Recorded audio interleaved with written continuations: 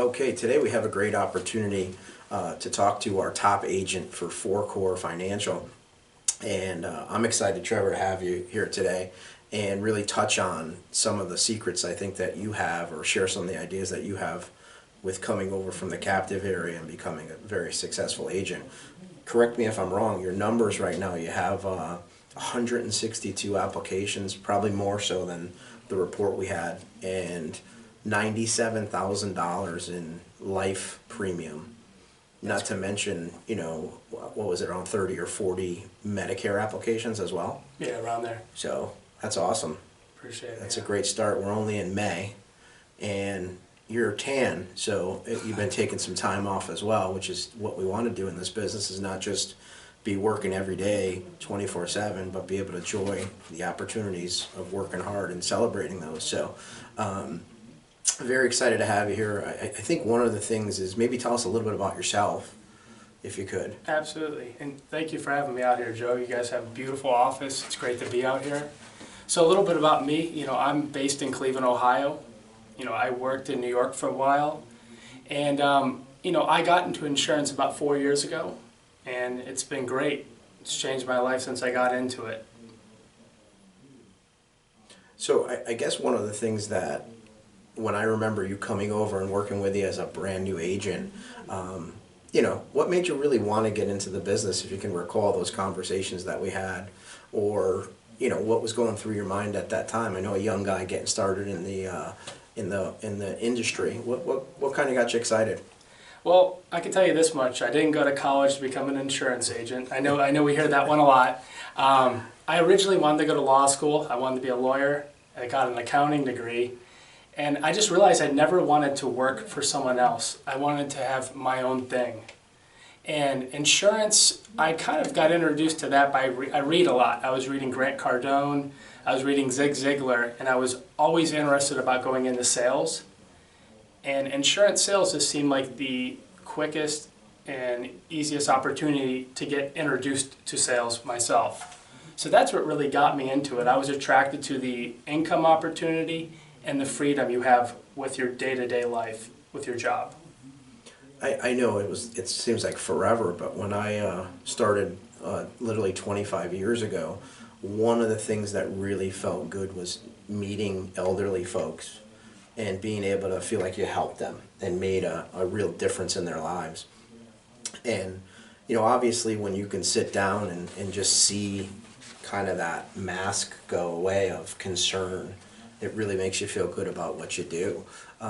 Let's talk a little bit about your captive experience. What are some of the areas that you can talk about where, when you came in and started as a new agent, some of the things you really enjoyed, and then maybe some of the struggles that you had? Absolutely. So I had a good experience. I came in brand new, no sales experience, and I had a great manager. I had a great senior agent that kind of showed me the ropes. I had you as a manager there as well. I learned a lot. I learned a lot in the year I was doing that. I learned how to do a presentation. I learned how to meet people, talk about something that's not easy to talk about. And it was great. It was great, and then COVID happened, and I felt like there was just a ceiling there. I felt that I was not in the field enough. There was a lot of meetings, a little bit too much micromanaging for my liking. And that's when I started thinking about going to the independent route. I did some research, and it just seemed like it would be a better fit for me long term. I think one of the things for you is you actually knew some people that went independent, right? Absolutely. Which kind of made it easier for you, because you kind of knew people that came from the same mold that you were coming from, and you waited, I saw, because you had reached out to me really way after you had spoken to a few other people, and when you decided to make that switch, you kind of waited to see, I think, how other people did, right? And that's very similar, I think, to my experience. And I'll be the first one to tell you, to me, I think starting in the captive space and coming in and learning structure and their training programs, even though they're very narrow because they have such a small product offering, the training of the basics of what you need to do to be successful is very good. And when I look at the captive group that we both came from, there's a lot of highly successful people that are very, very good at what they do, and to have the ability to learn from those individuals is it's just for someone new, kind of being molded that doesn't know a lot. That's a great space to be in. But you kind of mentioned that you hit a ceiling Yeah. or a lid, and when people ask me today, how do you feel after being outside of the captive space for as number of years as I am, I usually will say something to the extent of, it doesn't matter how experienced you are, as long as you're done with a new agent training, maybe you're 6 months in the business, to people that have been in the business as long as I have or older, you're literally in the captive space, capping your income and your success 2 to 3 times what you would be earning if you were in the independent space. And to me, you always want to maximize your opportunities and minimize areas where you're spending time or wasting time that are not profit centers or growing your business. What about the big differences that for you right now on the independent side? So the biggest one that stands out right away is I own my book of business immediately. So what I'm servicing clients, that's mine. That was the biggest one right away. Obviously the comp, the comp is a lot higher, about double. Different carrier relationships. I got to the point where, when I was captive, I just wasn't able to help people to the best of my ability. I was limited. I had one carrier. Now, when I go into a house and I meet someone, I have the knowledge and I know that I can help them. I know that when I leave that house, I looked at everything that was available to them, and I can sleep a lot better at night knowing that. Yeah, the whole people over profits piece was tough toward the end of being in the independent side. You go out there and you're providing a solution to the client, but you're really fitting the client to that product from a captive standpoint, where now you're customizing a product to the client on the independent side. And you kind of hit on it, whether that's final expense, you're going out with your bag of insurance products and you have one product in your bag, versus other companies that might look at health conditions a little differently. Diabetes, COPD, weight-related issues. And you look at some companies that are, have different points of age brackets where their cost could be much lower for a client. And what really stunned me, I think, was when I went out and started talking to a few people on the final expense side and found out that the products that I were selling before were way more expensive. And you could actually give someone, instead of $10,000, like $17,000. And if someone's on fixed income, or low income, $7,000 additional benefits is huge. Yeah. I think that's really a great thing to kind of share. Also, you kind of mentioned, and I wanted to follow up on it, now we're building relationships with companies and carriers and having the ability to really build your company or build your brand. And you had kind of mentioned something to me earlier, talking to, one of the vendors for a carrier. Yeah. And, maybe elaborate a little more on that. Like, what are the carriers doing for you, or what are they talking about with you to help you grow your business? Absolutely. So I'm based in Northeast Ohio, and the vendor carrier that reached out to me, saw that I was doing a lot of business in that area, and they offer marketing opportunities. They're willing to put into you to help grow their business as well. And we didn't have that before.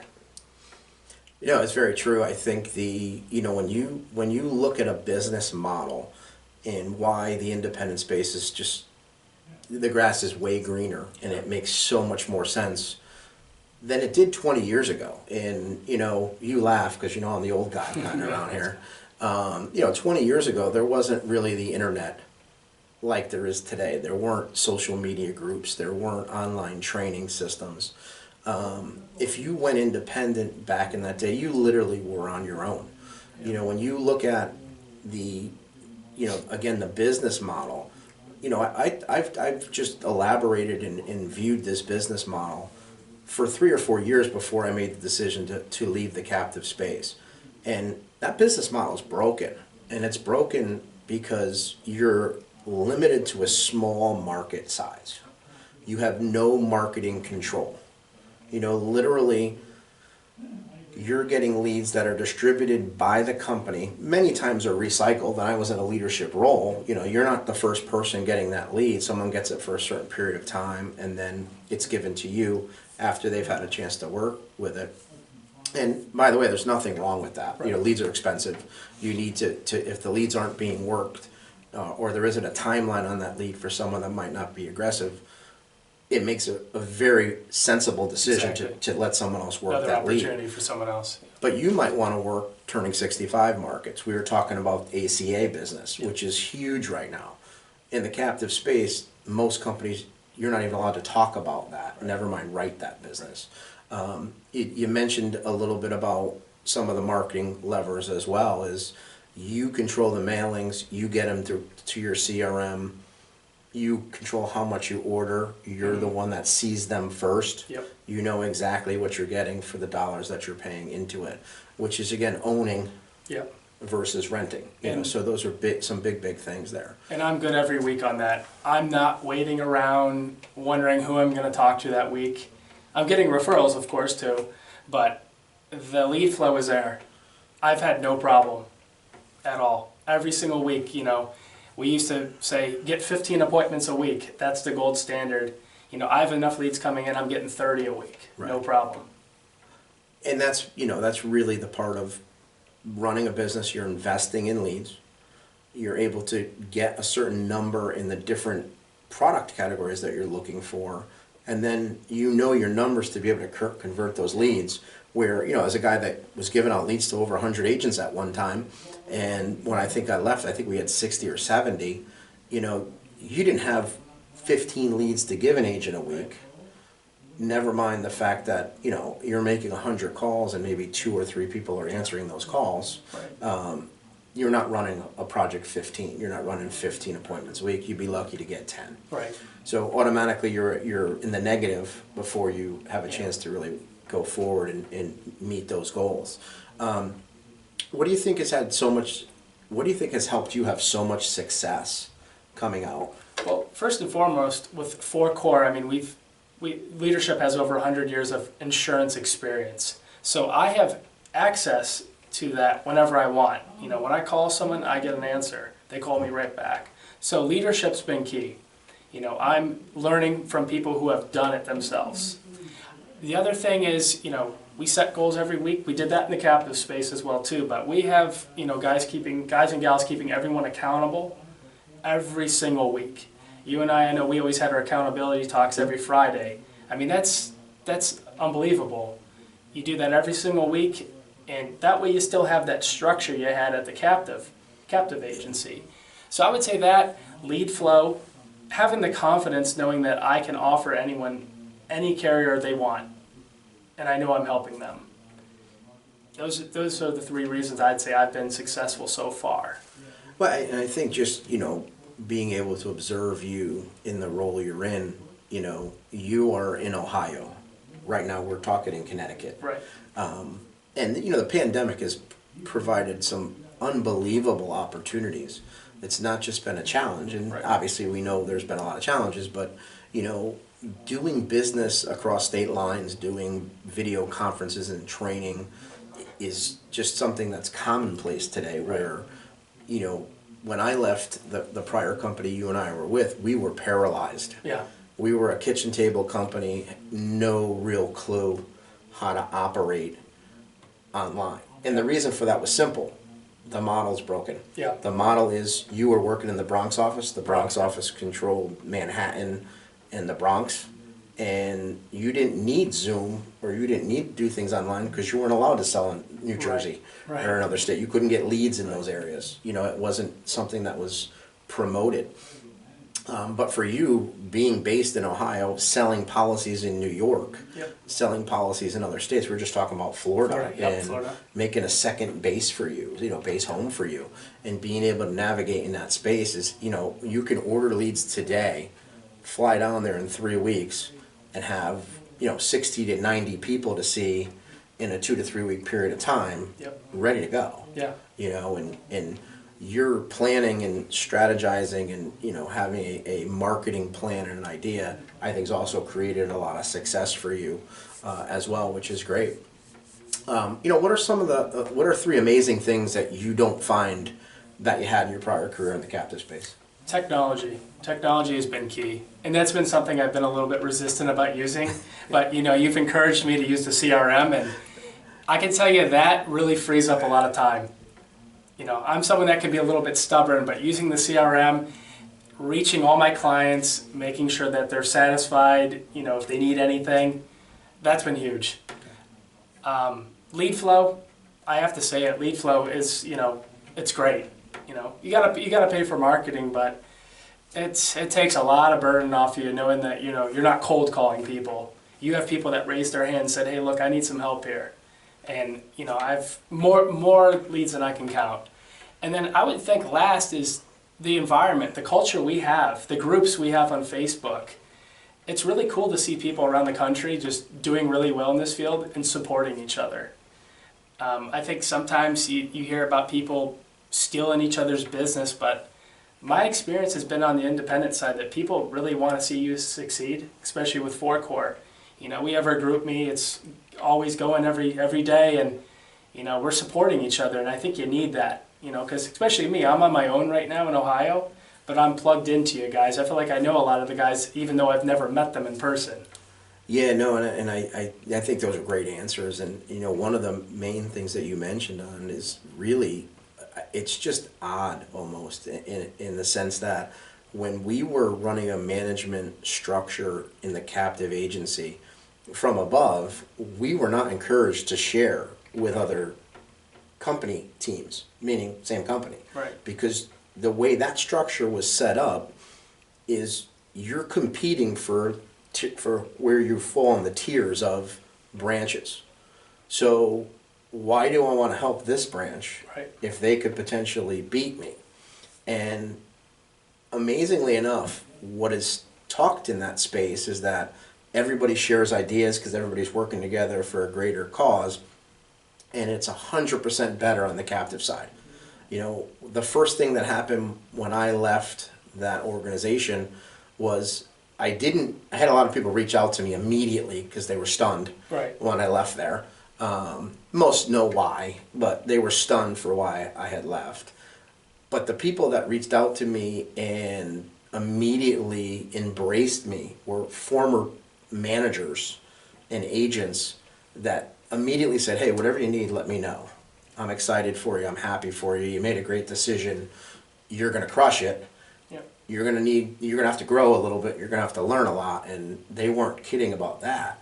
But even now, I can call people that are running companies or vice presidents of companies or running their own agency that they've been running for 10 years that come from the same kind of cloth I came from, and will do anything for you, and that's just gives you that warm feeling. Like you said, whether it's Facebook groups, Zoom meetings, some of these on-site trainings like Medicare Con and some of the other ones that we've had a chance to attend, you're not only learning from people on stage, but you're able to mingle and talk to people offline about specific things that you want to do, which I think is great.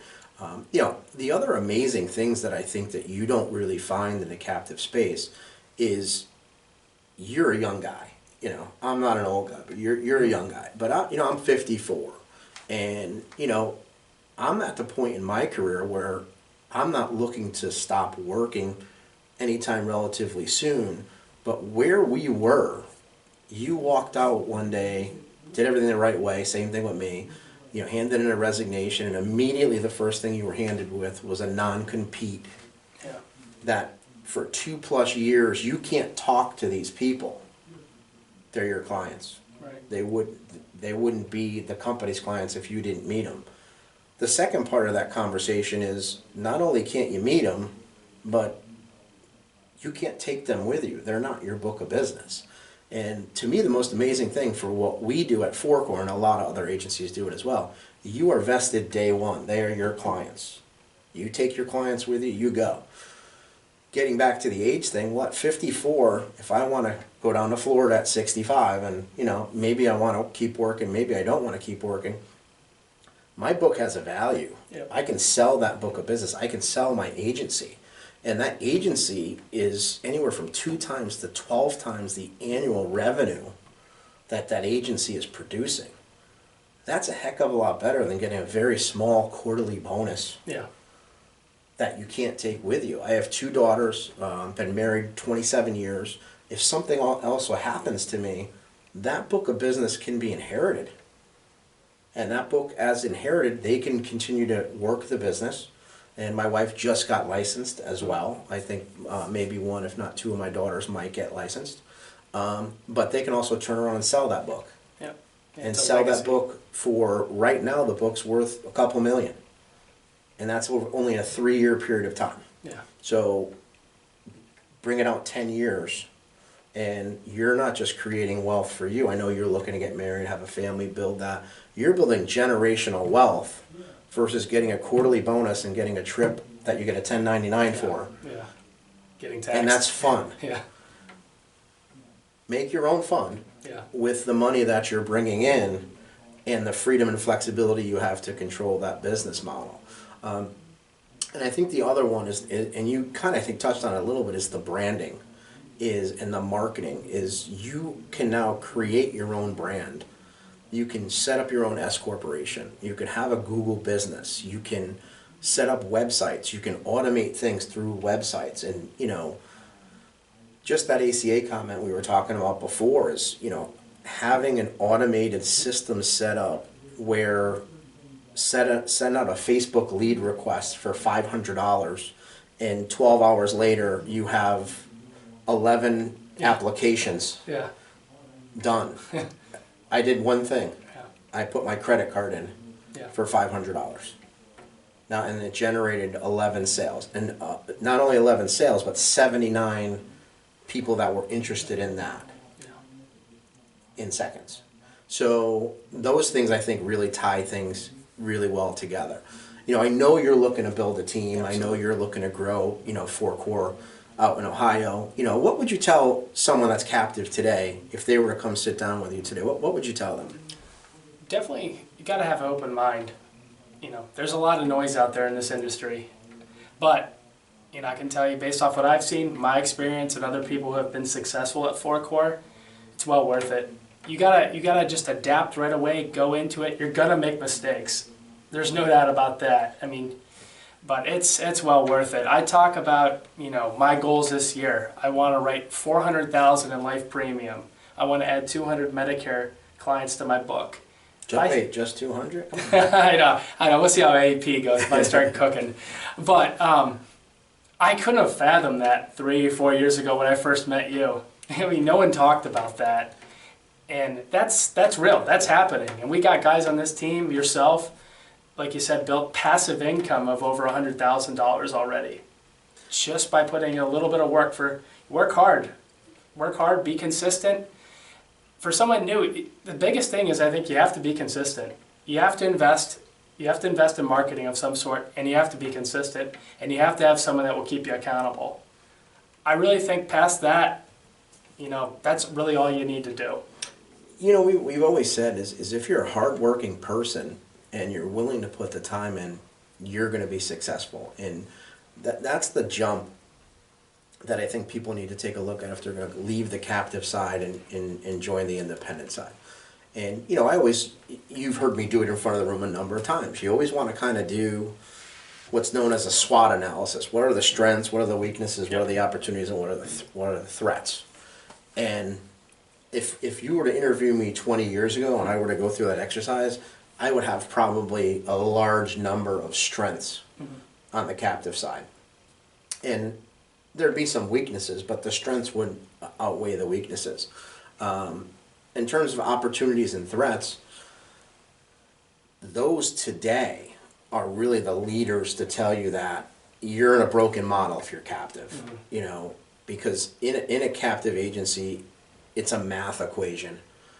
You're getting paid, let's say 35 or 40% to sell a policy that's inferior, Yeah. that's overpriced, versus having 70 companies over here where you're going to make 100% Yeah. on that policy And keep it on the books. and keep it on the books.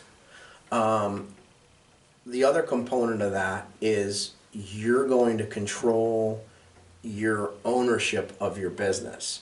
And most people in the captive side, and I know the numbers because I did it for a long, long time, if you can get them to 3 months, that's hard.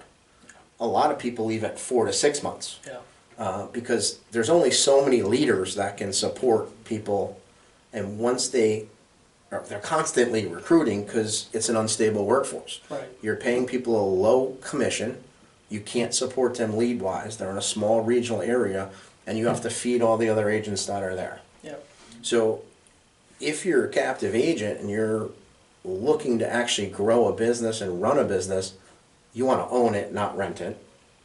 You want to have better comp. It's just like interviewing for a job. Yeah. You know, okay, we have a lot of fun, Yeah. right? But we're going to pay you a third of what Yeah. someone else is going to pay you, but we'll give you pizza on Yeah. Friday. Yeah. Great. You know, Pizza or day. we have cornhole in the office. Yeah.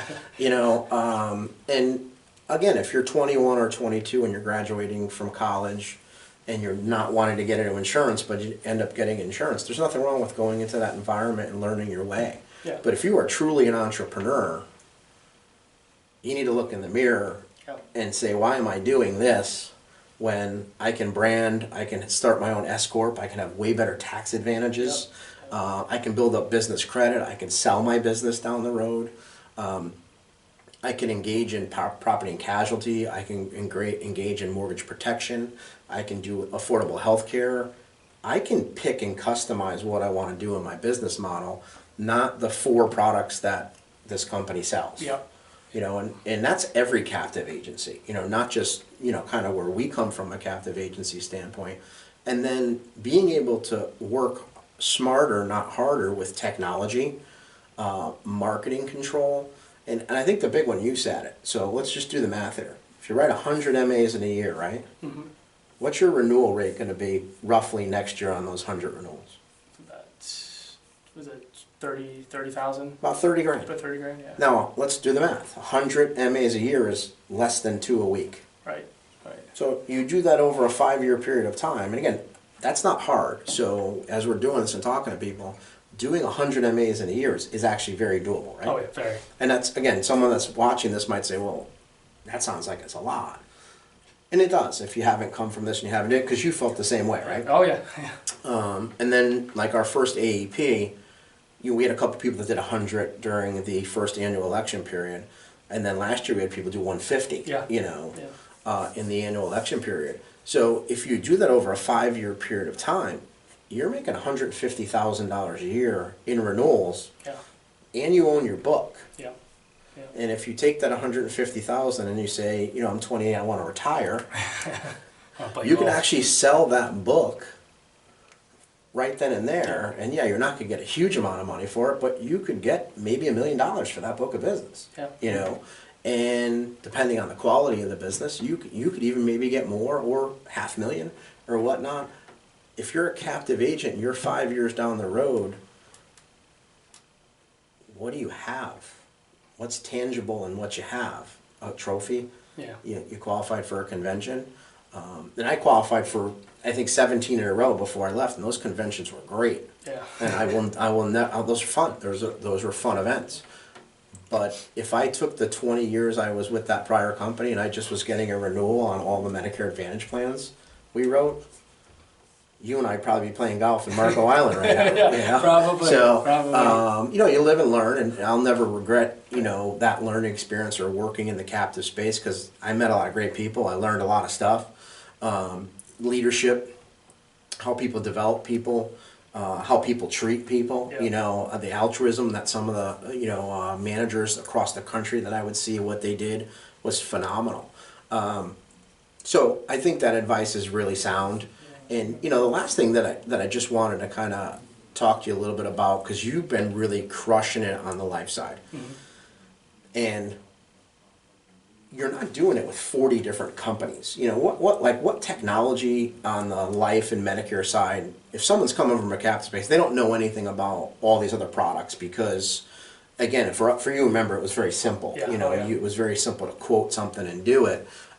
Maybe just real quick as we wrap up, what are some of the technology maybe that you use if you're selling a final expense plan, and just be brutally honest with me here when you do this.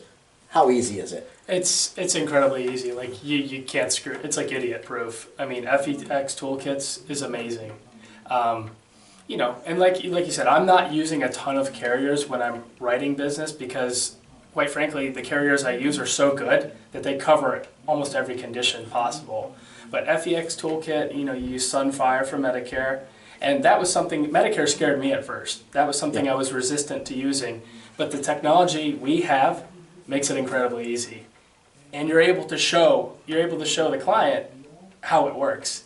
And they're, quite frankly, even more amazed than you are when they see that you are acting in their own best interest with technology.